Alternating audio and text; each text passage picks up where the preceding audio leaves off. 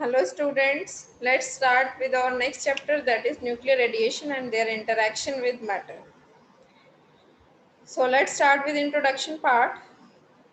All the instruments which are used for the detection and measurement of various types of radiations are based on interaction of charged particle with some suitable and sensitive material. कहते हैं जो भी instrument हम use करते हैं detection के लिए या मेजरमेंट के लिए वो मेनली किस पे बेस्ड होते हैं, the interaction of charge particles with matter. कहते हैं ये हमारे लिए समझना बहुत ज़रूरी है कि जो इंटरेक्शन हो रहा है चार्ज पार्टिकल्स का मैटर के साथ, ठीक है, उसके अंदर मेनली हो क्या क्या रहा है। जैसे कि अगर मैं बात करूं इलेक्ट्रॉन, पॉजिट्रॉन और प्रोटॉन या अल्फा पार्टिकल की, जिनकी एनर्जी 0.1 से 5 MeV के बीच में लाई करती है, तो इन केसेस में जब हम इंटरेक्शन होता है मैटर के साथ तो मेनली कौन सी फोर्सेस होती हैं, कोलम्बियन फोर्सेस। न्यूक्लियर फोर्सेस का कोई इन्वॉल्वमेंट नहीं होता। तो जब भी चार्ज पार्टिकल पास होंगे मैटर से तो क्या होता है, excitation and ionization of atom in the material takes place. जो आयनाइजेशन होता है मेनली किस वजह से होता है और हम कैसे उसको करते हैं। The ionization mainly the basis of the instrument which is used for the detection of such particles। कहते हैं ऐसे ही इंस्ट्रूमेंट्स को हम यूज करते हैं for अनचार्ज radiations like gamma rays. क्यों? क्योंकि जो उनका इम्पैक्ट है और या फिर मैं कहूँ जो वो एनर्जी इम्पार्ट करते हैं चार्ज पार्टिकल को, वो किस वजह से होती है, आयनाइजेशन की वजह से। तो कहता है अगर मैं स्टडी करूँ interaction of electron with matter, ठीक है, और अलग अलग पार्टिकल्स का, लाइक प्रोटॉन अल्फा पार्टिकल, कहता है because electrons have small mass they undergo large angle scattering and radiative collisions. कहता है unlike heavy charge particle the path of electron while traversing through matter is irregular not a straight line. क्योंकि देखिए जो हमारे बात करूं, कहते हैं इसकी वजह से जो इंटरेक्शन है चार्ज पार्टिकल का मैटर के साथ दो पार्ट्स में डिवाइड कर दिया, लाइट और हैवी। तो interaction of light charge particles like electron, proton etcetera with matter. Next is interaction of heavy charge particles like proton, alpha particle etcetera with matter. कहते हैं इन दोनों का हम डिस्क्रिप्शन डिटेल में पढ़ेंगे। अब क्या है देखिए, कहता है फर्स्ट हम पढ़ते हैं interaction of light charge particles, that is beta particle. Beta particle में भी हमारे पास दो तरह के होते हैं, इलेक्ट्रॉन और पॉजिट्रॉन। अब हमारा जो बीटा पार्टिकल इलेक्ट्रॉन और पॉजिट्रॉन है, एक तो होता है बेटा हमारे पास -1,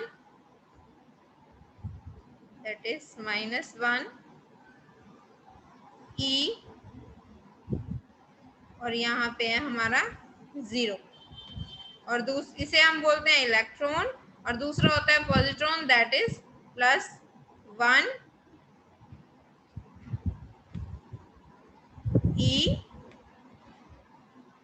E0, that is positron. So जो हमारे पास दो तरह के बीटा पार्टिकल हैं, दैट इज इलेक्ट्रॉन और पॉजिट्रॉन। होता क्या है, कहता है रेडियो एक्टिव के टाइम पे, रेडियो एक्टिविटी के टाइम पे क्या होता है, ड्यूरिंग रेडियो एक्टिव डिके कुछ न्यूक्लियाई जो एमिट करते हैं beta particle which are either high energy electron और पॉजिट्रॉन। बीटा पार्टिकल में कुछ भी हो सकता है, इलेक्ट्रॉन भी हो सकते हैं, पॉजिट्रॉन भी हो सकते हैं, and are light charge particles. अब कहता है जो नेगेटिव चार्ज बीटा पार्टिकल होते हैं इलेक्ट्रॉन, जब वो न्यूक्लियस से निकलते हैं, ठीक है, electron coming out of the nuclei differ from the electron revolving around the nucleus. दोनों में अंतर होता है, जो इलेक्ट्रॉन न्यूक्लियस के अराउंड रिवॉल्व करते हैं और ये जो बीटा पार्टिकल के दौरान, बीटा एमिशन के दौरान जो निकलते हैं, दोनों में डिफरेंस होता है। क्या डिफरेंस होता है, जो हमारे एमिशन के दौरान निकलते हैं बीटा पार्टिकल, उनके पास जो काइनेटिक एनर्जी होती है वो बहुत ज़्यादा होती है as compare to the electron which are revolving around the nucleus. अब कहता है जो हमारे मोड ऑफ इंटरेक्शन है अल्फा पार्टिकल के मैटर के साथ या बीटा पार्टिकल के मैटर के साथ, हम बीटा पार्टिकल की बात करें तो बीटा पार्टिकल की बात करेंगे, The mode of interaction of negative charge beta particle, that is electron and positron with matter. अब हम इन्हें डिस्कस करेंगे एक एक करके कैसे. तो फर्स्ट है interaction of electron, that is negative beta particle with matter. कहता है जो इलेक्ट्रॉन का इंटरेक्शन है मैटर के साथ, ठीक है, वो किस पे डिपेंड करता है, एनर्जी के ऊपर डिपेंड करता है. कहता है अगर जो है बीटा पार्टिकल या फिर मैं बोल रही हूँ इलेक्ट्रॉन, इसके पास बहुत कम एनर्जी है, इलेक्ट्रॉन वोल्ट और किलो इलेक्ट्रॉन वोल्ट में एनर्जी है, तो it's scattered elastically by the cloud of electron. जो बाहर वाले इलेक्ट्रॉन्स है उनसे उसकी स्कैटरिंग होगी और ऑफ द मीडियम. और कहते हैं अगर थोड़ी और ज्यादा एनर्जी है तो क्या होगा, वो एटम के अंदर पेनिट्रेट कर जाएंगे. The electron penetrate the outer cloud of electron of the atom of the medium. और अगर और ज्यादा एनर्जी है तो वो तो न्यूक्लियस के पास चले जाएंगे. With still high energy the electron reaches close to the nucleus of atom and it's scattered inelastically. जो हमारे पहले वाले थे उनके अंदर इलास्टिक स्कैटरिंग थी. इलास्टिक मतलब एनर्जी और मोमेंटम दोनों कंजर्व है. और यहाँ पे अगर मैं बात करूं दे स्कैटर्ड इनइलास्टिकली. इसके अंदर क्या होता है, काइनेटिक एनर्जी क्या हो जाती है, एंड में जाके जीरो हो जाती है. When the energy of electron is very high, कहते हैं अगर इलेक्ट्रॉन की एनर्जी बहुत ज्यादा है, that is order of milli electron volt, तो क्या होगा, electron interacts with nucleus, nucleus के साथ इंटरेक्शन होगा और जिसकी वजह से न्यूक्लियस के अंदर एक्साइटेशन होगा. और क्या होगा, कहते हैं जब भी पास करेंगे मैटर के थ्रू तो इलेक्ट्रॉन क्या करते हैं, they lose their kinetic energy. अब किस किस तरीके से लूज करेंगे, तो पहला है अभी मैंने बताया था जब बाहर वाले क्लाउड वाले इलेक्ट्रॉन्स के साथ टकराएंगे तो क्या होगा, इनइलास्टिक कोलिजन होगा. तो क्या होगा, during this passage incident electron through matter the collision result in excitation and ionization of. इससे क्या होगा, इलेक्ट्रॉन एटम जो है आयनाइज हो जाएगा. There is excitation of atom. कहते हैं on the basis of quantum mechanical consideration. अगर मैं क्वांटम मैकेनिकली बात करूं किसी भी इनइलास्टिक कोलिजन की, तो क्या आता है हमारे पास result, minus dE by dx. What is this? This is energy loss per unit path length. That is 4 pi e to the power 4 nz m naught v square log e base 1.16 m naught v square by 2 I bar. अब इसका मतलब क्या है, n हमारा क्या है, number of atoms per unit volume of the observing material, z is your atomic number, m naught is rest mass of electron, v is velocity of incident electron and I bar is the mean excitation energy of atomic electron of the absorber. कहता है ये जो equation है ये हमारी कब valid होगी, जब E क्या है यहाँ पे, kinetic energy, that is half m naught v square of the incident electron much smaller than the rest mass energy, that is m naught c square. So this equation is valid when the condition E is much less than m naught c square. कहते हैं जब जो है incident electron जो है उनकी energy बहुत ज्यादा है, that is greater than 1 MeV, then these electrons suffer radiative collision with atomic nuclei of the material through which these pass. कहता है जब हाई वेलोसिटी इलेक्ट्रॉन पास होगा न्यूक्लियस के पास तो उस क्या क्या फील करेगा, वो coulomb force of attraction due to the nucleus. और क्या होगा, धीरे धीरे उसकी स्पीड कम हो जाएगी. देन इलेक्ट्रॉन सफर डिफ्लेक्शन, स्पीड कम होगी, एक टाइम ऐसा आएगा वो डिफ्लेक्ट होगा अपने रास्ते से. ड्यू टू इट्स रिटार्डेशन क्या होगा, इलेक्ट्रॉन एमिट करेगा इलेक्ट्रोमैग्नेटिक रेडिएशन. और कौन सी रेडिएशन एमिट करेगा, which fall in X-ray region of the electromagnetic spectrum. मतलब क्या है, एक्स-रेज प्रोड्यूस होगी.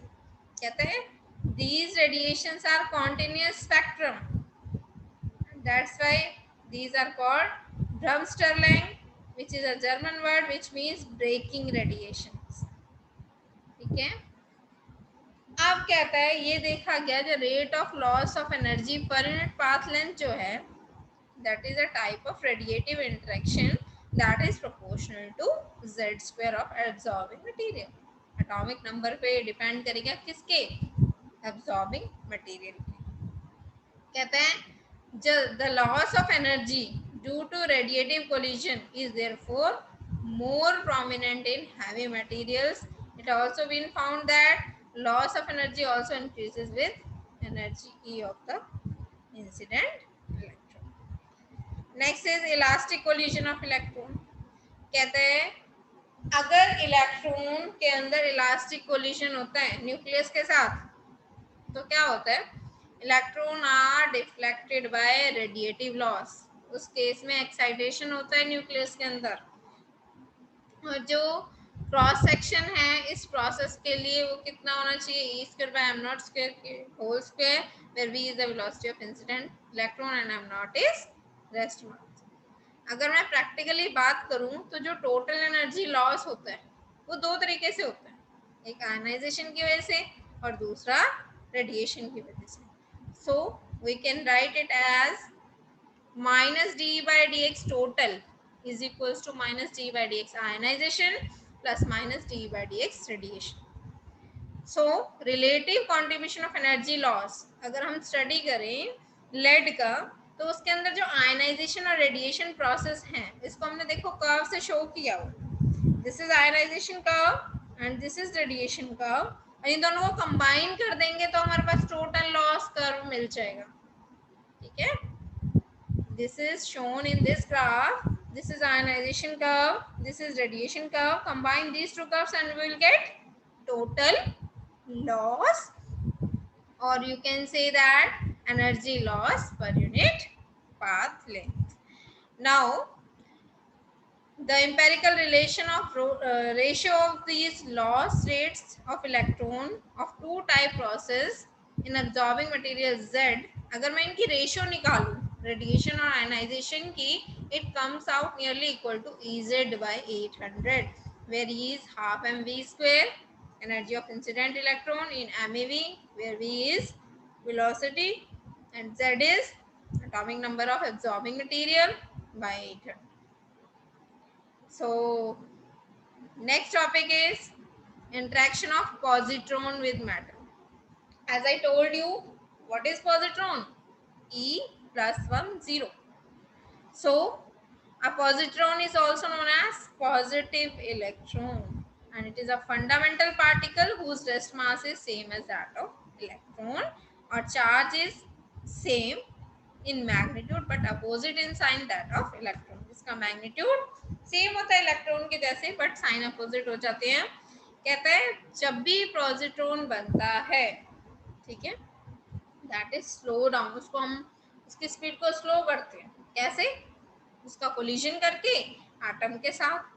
कहता है it is practically at rest then it interacts with electron which can also be taken practically at rest. कहते हैं जब ये रेस्ट पे होता है तो उसका इंटरेक्शन कराते हैं एक ऐसे इलेक्ट्रॉन का इलेक्ट्रॉन के साथ जिसको हम उसको भी रेस्ट पे लेते हैं. अब क्या होता है जब ये दोनों टकराते हैं आपस में तो क्या बनाते हैं, गामा रे फोटोन, जिसकी एनर्जी कितनी होती है 0.511 MeV. कहता है तो हुआ क्या, इलेक्ट्रॉन और पॉजिट्रॉन ने मिलकर क्या बनाया, गामा रे फोटोन. कहते हैं अगर मैं मोमेंटम कंजर्वेशन की बात करूं दो फोटोन के लिए which are travelling in opposite direction तो क्या होगा, this process of disappearing of electron and positron to make electron positron annihilation and the gamma rays are emitted that is called annihilation radiation. कहते हैं जब electron और positron combine होते हैं ना, ठीक है, इसको हम इलेक्ट्रॉन पॉजिट्रॉन एनिलेशन भी बोलते हैं. जब ये कंबाइन होते हैं तो गामा रेज जो प्रोड्यूस होती हैं उन्हें बोलते हैं एनिलेशन रेडिएशन. और जो एनिलेशन रेडिएशन होती है ना can be free annihilation with electron और via formation of this like atom called positronium. कहते हैं या तो टोटली गामा रेज निकलती हैं या फिर उसके साथ क्या निकलते हैं, hydrogen like atom that is known as positronium. कहते हैं During electron positron annihilation, two photon traveling in opposite direction are emitted. जो गामा रेज निकलती हैं फोटॉन्स के फॉर्म में ही निकलती हैं. If the electron and positron are anti-parallel, अगर मैं ऐसे इलेक्ट्रॉन और पॉजिट्रॉन को कंबाइन कर रही हूँ जिनकी स्पिन एंटी पैरेलल है, तो उस केस में हमें 3 फोटॉन्स निकलेंगे एंड 3 डायरेक्शंस. तीनों फोटोन की अलग अलग डायरेक्शन होगी and these photons are inclined at angle of 120 degree.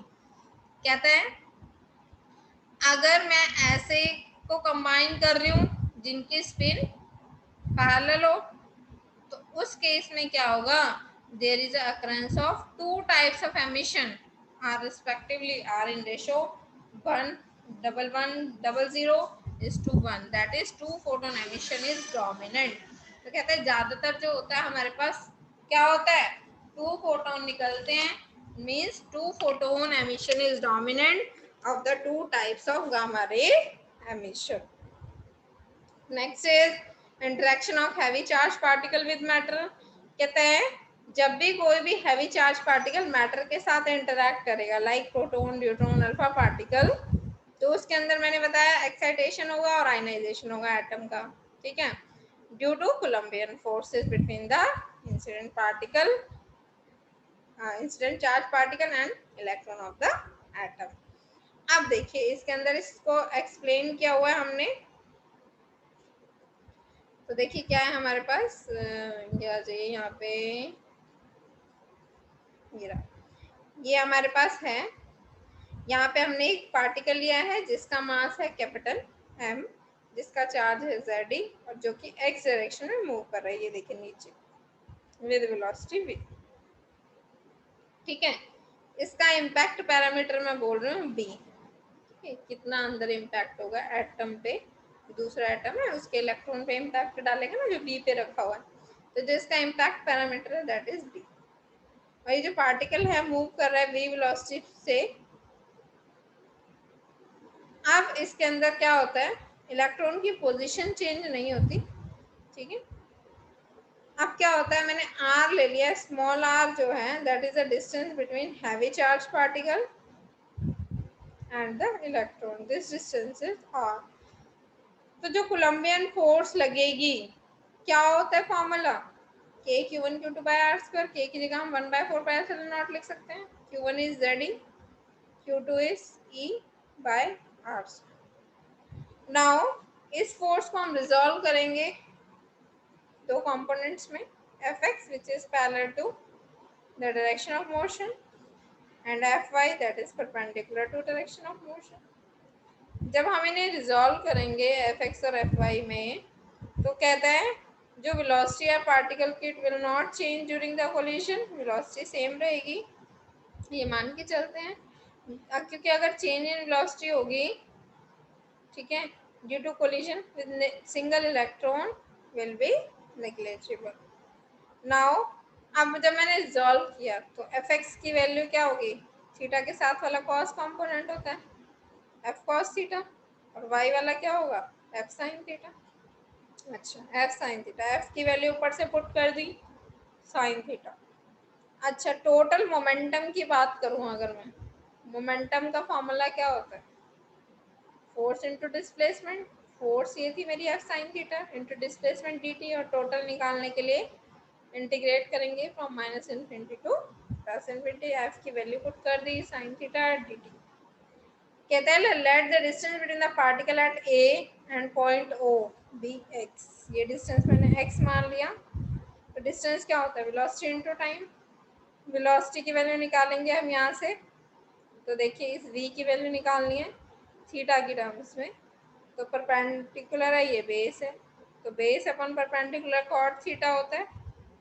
तो यहाँ से आपकी वैल्यू आ जाएगी x की, that is b cot theta.